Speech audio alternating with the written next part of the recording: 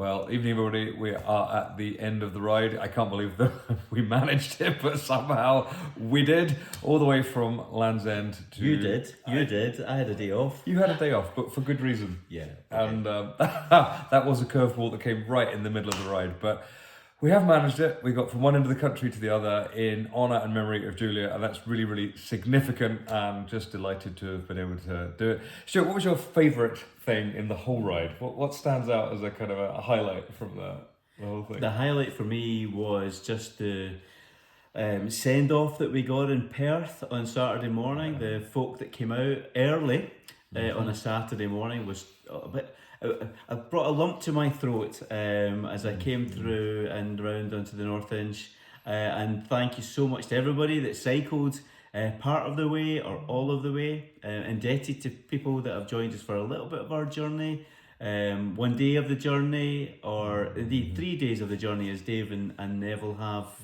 today. So yeah, it was good. And a low light? A low light was probably today. We had a strong headwind.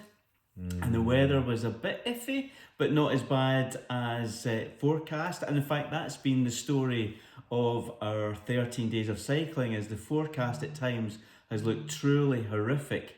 But we've been so aware of people praying, and the weather actually turning out not so bad as well. And we got caught at the very end of 3 days. Do you remember T-Bay coming down into T-Bay services when Charles was with us, and the rain was lashing out. But the low point has to be the pigeon poo. I don't think we ever got any lower. Can I laugh now? Yeah, cheers. Thank you very much. That really was. You were in such a bad mood that day. That was awful. That was the complete low point. High point. I don't know.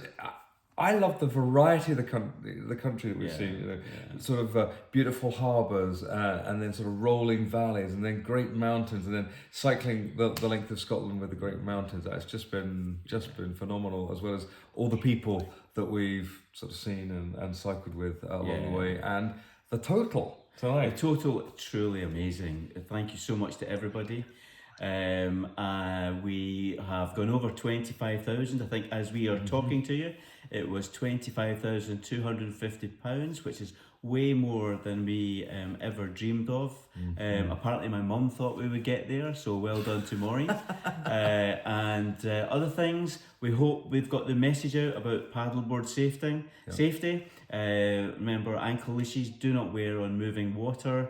Gavin, who do we need to send a special thank you to? Elaine, behind the camera, who has done masses of organisation and planning and driving the van. Sometimes we'd come down and sort of cycling through a valley, and the van would be sitting there. There'd be a table out with coffee and food on it waiting for us. We'd be fueled up and sent on our way with a smile. Yeah. So, and she's now on the other side of this camera doing the film. The whole thing, the planning, the organisation, wouldn't have happened without Elaine. So thank you to Elaine. And the motivational videos that we received every morning from Emily and Flynn.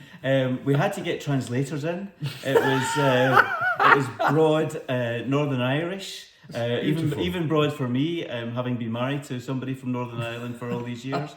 But they were truly amazing, and we got a lovely video today saying that we'd made it to the tippity top, which indeed we have. So thank you to Emily and Flynn, and for Tori for putting up with us sending videos back as well. Absolutely. And I think also it's been a wonderful opportunity for us to remember Julia and talk. We've been talking about her as we've been cycling.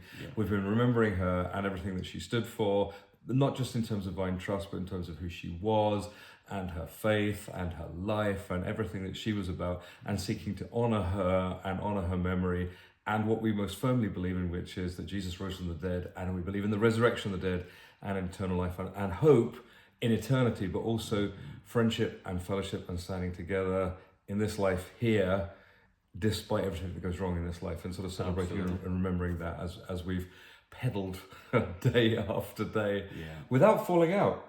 Without falling out so far. But it's still time. We've still got a few. The next few days are dedicated to Elaine.